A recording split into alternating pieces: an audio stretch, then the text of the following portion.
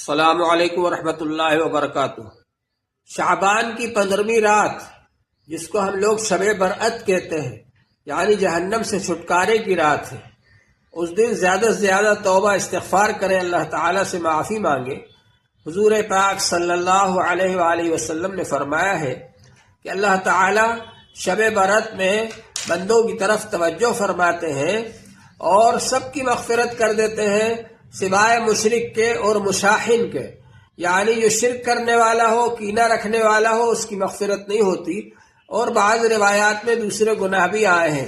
اس سے معلوم ہوا کہ کبیرہ گناہ بغیر توبہ کے معاف نہیں ہوں گے اور شرک کرنے والے کی مغفرت نہیں ہوگی، باقی اللہ جل شانہ جس کی چاہیں گے مغفرت فرما دیں گے۔ اس لیے شب برأت میں خاص طور سے اللہ تعالیٰ سے توبہ استغفار کرنا چاہیے۔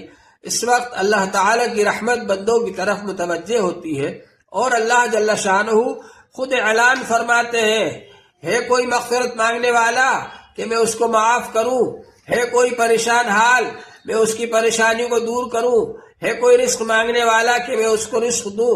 اللہ تبارک و تعالیٰ سے دعا کریں، اپنی حاجات کو مانگیں، اپنی پریشانیوں کو دور کرنے کی دعا کریں اور یہ دعا کریں کہ اللہ تعالیٰ ہماری مغفرت فرما دے، ہمارے گناہوں کو معاف فرما دے۔